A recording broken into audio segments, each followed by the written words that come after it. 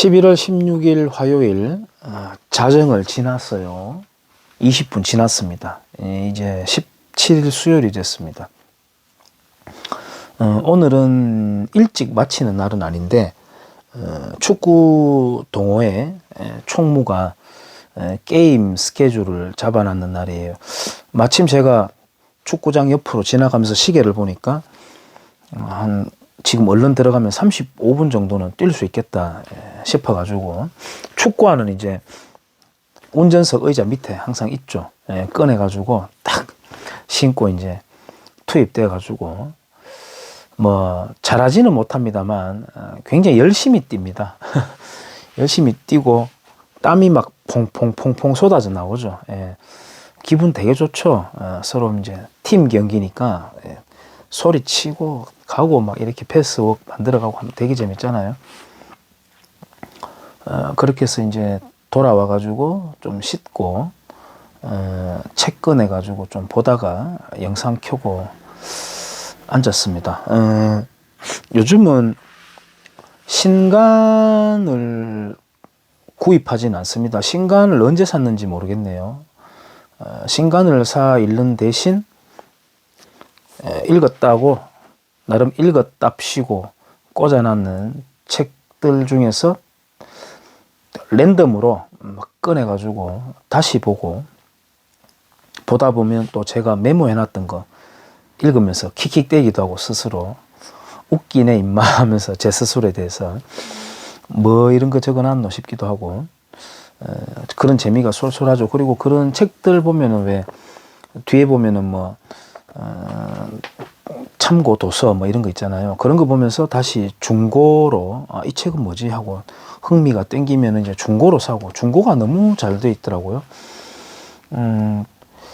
글쎄요, 관심도가 다 다르니까 나는 정말 애타게 찾는 책이었는데 검색을 하니까 500원에 막 나와 있고 말이죠. 배송료가 2,500원, 합쳐서 3,000원 뭐 이런 거 참 잘 돼 있는 것 같습니다. 클릭해서 구입하면 다음 날이나 그 다음 날 바로 탁 택배돼 가지고 다 오고 말이죠. 그렇게 해서 봅니다. 오늘은 아까 마치고 난 뒤에 한국은 난민촌인가? 라는 책이 있거든요. 이한우라고 하는 분, 조선일보 기자인데요.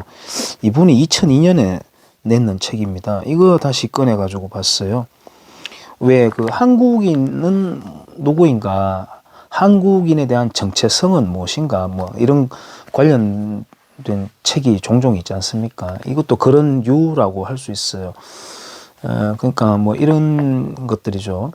한국의 개인은 존재하는가? 또 한국의 지도자, 우리의 지도자, 뭐 이런 챕터. 그 다음에 조금 기분은 불쾌하지만, 뭐 그래도 연구하는 차원에서 보면 되는데, 기분은 불쾌하지만, 이승만, 박정희, 김대중 세 사람을 놓고 분석하는 그런 내용들.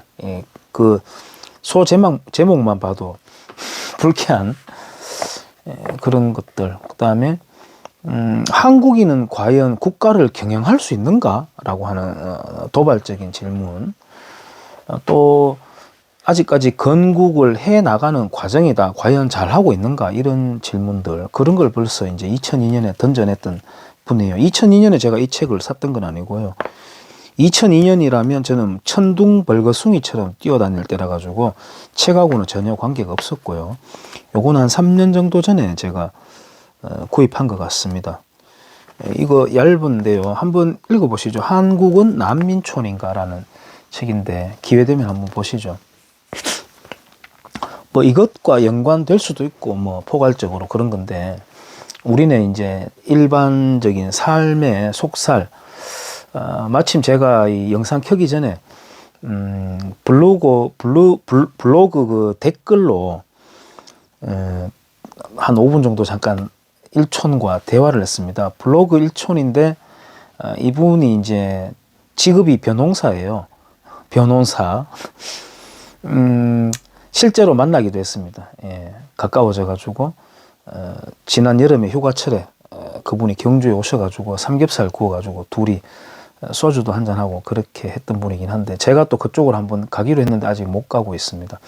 재밌게 대화를 나눴습니다. 내용인적 이제 예전에는 음주 단속 하면, 예를 들어 제가 음주 단속을 방금 맞닥뜨려 가지고 훅 불잖아요. 그러면 자 통과해서 가잖아요. 가면 쭉 가다가 맞은편에 오고 있는 차들에게 제가 라이트를 탁탁탁 튕겨주는 거죠. 상 라이트를 탁탁탁. 그러면 이제 맞은편에 오는 차들이 아, 저 앞에 음주 단속 하는 거구나. 그걸 알려주는 거구나 해서 미리 무슨 방비책을 세우고 그런 문화가 예전에 있었잖아요. 저도 실제로도 경험하고 했는데. 제가 뭐 어떤 법망을 피해 간다거나 그걸 숨겨준다거나 그걸 미덕이라고 이야기하고 싶은 건 아니고요. 너무 지금은 그것과는 극명하게 대조되는 게 일러 바치는 사회가 되어 있다. 예, 고발 사회가 되어 있다. 저도 한번 당한 적이 있는데 이곳 경주는 작은 도시잖아요. 이 동네는 또 동네가 또 작은 동네죠. 그리고 여기 작은 골목은 또 새벽 1시 넘어서 비가 부슬부슬 내리는데 다니는 사람도 없잖아요. 그런데 횡단보도를 반을 물고 주차를 갓길에 해놨는데 제가 그거 잘했다는 건 아닙니다. 절대. 다니는 사람 자체 없는 작은 그냥 동네 길인데 원칙은 이제 거기 주차를 하면 안 되죠. 횡단보도를 물고. 그걸 누가 찍어가지고 이제 올린 거예요. 그럼 요즘은 그 범칙금이 나옵니다. 스티커가 발부가 돼요. 아니 뭐 원칙으로 따지자면 시골 동네 면사무소 앞에 횡단보도 길가에 경운기 같은 거 막 대놓잖아요. 트랙터하고. 그것도 사실 다 위반한 거죠. 아무튼 그래가지고 제가 그 교통계에 전화해가지고 좀 짜증이 나죠 사실. 근데 제가 궁금한 게 있더라고요. 혹시 그 시간대에 나만 걸렸습니까? 라고 하니까 그 주변에 4대인가 걸렸대요. 무섭죠 그 사람. 아니 새벽 1시 넘어가지고 비 맞으면서 다니면서 주차된 차들을 찍어가지고 일러 바친 거예요. 그래가지고 범칙금 나오게 한 거죠. 야, 참, 예, 그런 일도 있었습니다. 마스크 같은 경우에는 어떻습니까? 서로가 갑질하잖아요. 완장질하지 않습니까? 저도 작년에 일면식도 없는 주부가 말이죠. 전화가 와가지고 거기 무슨 태권도 관장님이시죠? 예, 맞습니다. 하니까 왜 마스크 안 쪄요? 2명에게나 전화 그런 거 받았습니다. 두 번째는 제가 짜증나가지고 이 지역에서는 이제 마스크를 쓴다, 낀다 또는 찐다 막 이렇게 표현하거든요. 왜 마스크 안 쪄요? 이라길래 제가 아니 무슨 만두도 아니고 찌기 뭘 자꾸 쪄먹어요? 라고 이제 짜증내면서 전화 끊어버렸는데 참 재밌는 일 많았습니다. 지금까지. 마스크 이야기 나오니까 어제 제가 어떤 태권도 관장님하고 이야기하다가 학교 교사들이 마스크에 대해서 제대로 알아보지도 않고 학생들에게 명령만 내리고 저렇게 방역 지침에 잘 따르는 거는 월급이 계속 잘 나오기 때문이다. 그것 빼고는 제가 유추해볼 어떤 그 방법이 안 나오다, 결과가 안 나오더라고요. 예. 특히 교장 또 유치원, 병설 유치원 원감 이래 되면은 연봉 1억 넘어가죠. 만약 작년에 2달 동안 학교 폐교할 때, 폐쇄할 때, 2달치 월급 뭐 1,몇백만 원 되죠. 그거 삭감된다. 무급휴직 해라라고 하면은 받아들이겠습니까? 그 똑똑한 머리로 바이러스의 양상에 대해서, 마스크에 대한 기능에 대해서 최대한 논리를 만들어가지고 들고 머리띠 메고 길로 다 쏟아져 나왔을 겁니다. 정치 방역 중단하라 이러면서. 근데 그렇게 할 필요가 없죠. 시키는 대로 하나 안 하나 뭐 계속 돈이 나오니까. 예. 제 개똥 철학 중에서 돈만큼 철든다, 돈의 무게만큼 철든다라고 하는 게 있는데 참 그게 맞아 들어가는 것 같습니다만 어쨌든 이제 작년에 코로나라는 것 터졌다, 호랑이다라고 하니까 이제 사람들이 막 집으로 숨어들고 그랬죠. 그러다가 2달 있다가는 또 마스크 끼면 안 되나라고 이제 쓱 삐죽이 이제 나오기 시작했지 않습니까? 사람들이 그때 그렇게 했다가 자기가 나올 때는 자기 행동이잖아요. 남이 아니라 자기가 숨었다가 자기가 나올 때는 왜 나오는지에 대해서, 왜 숨었던지에 대해서 입장을 내놔야 됩니다. 입장을. 어떤 정치 리더만이 그런 게 아니라요. 개인 소시민들끼리도 그런 게 있어야 됩니다. 그거 않고 그냥 천연덕스럽게 쓱 나와가 말이죠. 그런 천연덕스러움이 광우병 때 촛불 들어놓고 나중에 미국 소고기 자연스럽게 이렇게 구워 먹는, 어떻게 보면 그것도 일종의 사이코패스라고 할 수도 있죠. 자신의 흠결에 대해서 아무런 입장도 안 내놓고 천연덕스럽게 나오는 거 무섭지 않습니까? 무섭잖아요. 저는 뭐 잠깐 제 이야기를 또 하자면, 추석부가 솜사탕 녹듯이 녹았죠. 예. 근데 그 중에 40% 정도는 저를 믿고 계속 도장에 출석을 해주시거나 또는 아이를 보내주시거나 해왔고, 60% 중에서 10% 정도는 문자 메시지로 관장님 나중에 올게요라고 하고 나머지는 그냥 가버렸거든요. 그때 참 솔직히 좀 섭섭하더라고요. 많이 섭섭했었어요 그때. 그러고 길에서 보고 이렇게 하는데 무슨 답들이 없어요. 뭐 듣고 싶지도 않습니다만은 지금은 그 시간들이 다 지나갔고, 근데 저는 그런 것이 이제 현상들을 보면서 제가 감히 인간관에 대해서 뭐 이렇게 내놓을 수 있는 그런 입장은 전혀 없습니다. 아직까지는 뭐 금방지게. 근데 제 나름대로는 인간관이 있지 않겠습니까? 작년에 그걸 이렇게 보내면서 사람에 대한 믿음이 사라져 버렸습니다. 그래서 제가 이런 감정 좋지 않은데, 염세적으로 빠질 수도 있는데 라고 굉장히 경계했어요. 제 감정을. 제 걱정을 제가 해야지 누가 하겠습니까? 예를 들어서 그렇게 있는 사람들 목욕탕에서 그 애하고 막 만나고 학부형하고 이렇게 되는데 그래서 이 감정을 어떻게 내가 다시 이거 정화를 좀 하지, 이거 안 좋은데, 건강하지 않은 감정인데, 이런 생각을 했는데, 이제 경계하면서 나름대로 이제 여기까지 왔는데, 인간에 대해서 믿지를 않게 됐어요. 믿지를 않는다는 게 제가 아주 냉담하게 그 사람 모욕적으로 쳐다본다거나, 나쁜 사람으로 여기고 의심을 한다거나, 그게 아니라 나쁘게 보는 거 전혀 없고 그냥 안 믿는 겁니다. 예, 그냥 담담합니다. 네 그렇습니까? 하고 그냥 악수를 하죠. 겉으로는 웃을지언정 결과만을 믿습니다. 이제는 결과만을. 저는 이제 실은 어떤 분이 제가 겉으로 보기에 잠깐 보면은 깐깐해 보인다. 특히 전화 통화하면은 목소리가 따닥따닥, 저도 알아요. 그리고 사뭇 공무원스럽게 말이죠. 경찰관 같기도 하고. 제가 군청색 잠바 있는데 입고 나가면 그런 소리 좀 듣거든요. 얼마 전에는 등산 가가지고 남산에 거기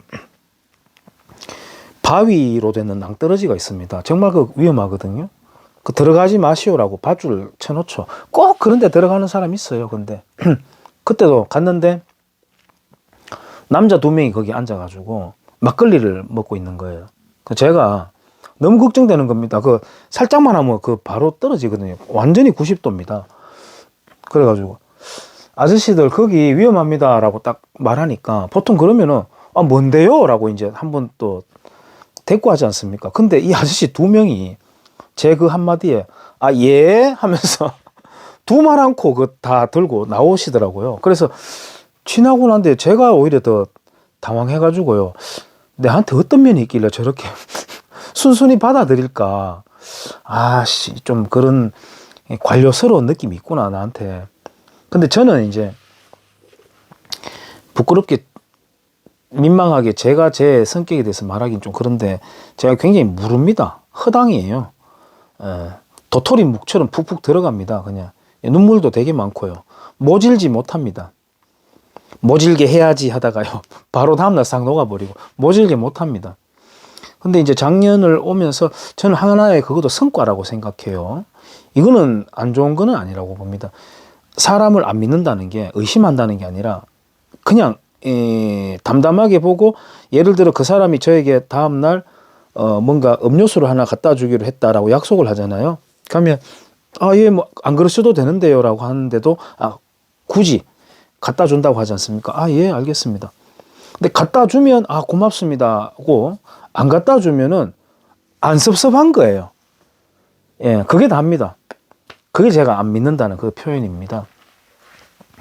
복글 선생님이 티텟포라고 하는 책인가요? 거기에 대한 그 리뷰를 올리시면서, 인간에 대해서는 우선 일단 믿고 시작한다. 그리고 나중에 약속이 틀어졌을 때, 신뢰가 깨졌을 때는 그때 가서 다르게 또 단정을 한다. 일단은 사람을 믿어야 된다. 믿는 사회가 돼야 된다. 이런 말씀을 하셨던 게 제가 기억이 납니다만, 그런 리뷰가 기억이 납니다만, 제가 지금 안 믿는다라고 하는 거는 불신을 한다는 뜻은 아닙니다. 그거하고는 좀 달라요. 예를 들어서 후배가 형님 다음 주 월요일날 오전 9시에 등산 가요 라고 저한테 제안을 하잖아요. 그러면 제 스케줄 보고 오케이, 나도 시간 되네, 가자, 이렇게 하지 않습니까? 그러면 일단 스탠바이는 해요. 저는 신발 준비하고 뭐 모자 하나 쓰고 뭐 물 하나 들고 뭐 간단하게 저는 준비하죠. 그렇게 해서 9시에 이렇게 기다리고 있습니다. 근데 연락이 없죠. 9시 10분 연락이 없죠. 9시 20분 오케이, 끝. 나는 내대로 운동을 하거나 뭐 책을 보거나 내 볼일 보면 되는 거죠. 플랜 B를 만들어 놓는 겁니다. 저도. 그리고 하나도 안 섭섭합니다. 전화해서 야 임마 네 약속 잊어버렸나, 뭐 이라노, 이런 거 없습니다. 다음에 만나도 네 그때 왜 약속해놓고 안 나왔었노 라고 따지지 않습니다. 이거는 염세적인 것과는 다른 거잖아요. 그에게도 상대방에게도 나에게도 정신적으로 서로 좋지 않습니까? 서로 좋아요. 저는 그렇게 지금까지 왔어요. 뭐 저와 인연을 맺는 어린 수강생들 포함해서 또 도장에서 근무했던 사람에 대해서도 그렇고, 여러 가지 뭐 다른 외적으로 스쳐가는 인연들 있는데, 느끼는 바가 최근 한 몇 년 동안에 상당히 많아가지고 제 나름대로는, 근데 그런 건 있습니다. 나와 인연이 맺으면 내가 할 도리는 다 한다. 최선을 다한다. 내가 쏟아부을 건 다 붓는다. 그렇지만 거기에 대한 기대는 하지 않는다. 내가 이렇게 했는데 네가 나한테 이럴 수 있어, 이렇게 징징대지 않는다. 예, 그걸 제가 철칙으로 삼게 되었어요. 나는 내 할 거 다 한다. 그래서 나중에 후련하다, 미안한 감정이 없다. 내가 미안한 감정만 없으면 괜찮아요. 예, 그거 남으면 굉장히 찝찝하지 않습니까? 그런 인간관을 저는 형성하게 되었어요. 그렇게 하니까 있잖아요, 굉장히 깔끔합니다. 깔끔하고. 근데 뭐 저는 예를 들어서 그 뭐 특정 브랜드 말해도 되는지 모르겠는데 비타 500 뭐 이런 거 있잖아요. 오란시 이런 거 갖고 있다가 택배 사장님들 오면 못 마주치면 어쩔 수 없지만 마주치면 그거라도 하나 주고, 요 앞에 이제 아침 일찍 수고해가는 청소부들도 있지만은 또 오전이나 오후에 빗질하면서 지나가는 그 청소부들도 있지 않습니까? 그러면 꼭 제가 또 그것도 마주치게 되면 수고하십니다라고 하면서 또 음료수 하나 드리고, 그렇게 합니다. 그런 우리 소소하게 마주치는 인연들이 저는 굉장히 소중하거든요. 그런 사람들한테 인사 잘 하고 그런 게 중요한 것 같아요. 그런 분들 서로 인사하고 하면은 서로 에너지도 생기고 기분 좋고 그렇지 않습니까? 또 하다못해 우리 여기 사무실 앞에 지나가면서 괜히 빗질 한 번 더 해주시고 그래요. 그렇게 또 챙겨드리면 그런 거고, 뭐 상대방에게 기대를 한다는 것은 상대방을 미워하게 될 가능성도 높아지고 내 소가지가 간장종지만하게 옹졸해지기도 하는 그런 결과를 낳게 돼요. 그래서 작년 그리고 올해 지나면서 참 큰 소득이라고 한다면 소득입니다. 왜냐하면은 다 인간관계 인연 맺으면서 살아가지 않습니까? 거기에서 기쁨도 얻고 또 반가움도 생기고 행복도 느끼고 또 실망도 느끼고 그 정오심도 생기고 다 인간관계에 대해서 의해서 무슨 감정들이 생기지 않습니까? 그래서 이러한 제가 인간관을 만드는 것은 내 자신의 심성을 보호하기 위해서도 굉장히 중요한 것 같아요. 그래서 저는 큰 소득이라고 생각을 합니다. 어때요? 제 개똥 철학? 여러분들도 그렇게 한번 해보시죠. 뭐 자식도 품 안의 자식이고 마누라도 이불 속에서 마누라다 뭐 이런 말 있지 않습니까? 그렇게 하면 너무 또 건조하고 슬프나요? 근데 너무 큰 사람에 대한 기대를 안 하는 게 맞는 것 같아요. 아까 제가 현 시대를 같이 살면서 존중하는, 예를 들어서 무슨 위인전 이런 책도 많습니다만 현 시대를 같이 살면서 와, 저 사람 참 흥미롭다라고 보면서 배우고 하는 사람들 매력적이지 않습니까? 행복하죠. 사실 같이 살고 있는 게 나이 차이는 나더라도. 그분에 대해서 누군가가 댓글로 되게 공격을 하길래 제가 뭐 그분의 카바를 해주는 뭐 대변인도 아닙니다만 제가 막 쓸데없는 소리 하지 말라고 막 댓글로 제가 공격을 하고 했었는데 시간 지나고 나니까 에이씨 괜히 그랬다 싶기도 하고 말이죠. 좀 그런 경험도 있었습니다. 아까 요즘은 다 SNS 상에서 뭔가 일이 터지고 다 일어나니까 이 손가락질 하는 것도 예사로운 건 아니죠, 실은. 그렇습니다. 인간관계에 대해서 이 시골 사부가 개똥 철학을 한번 늘어놔 봤습니다. 여기까지 하겠습니다.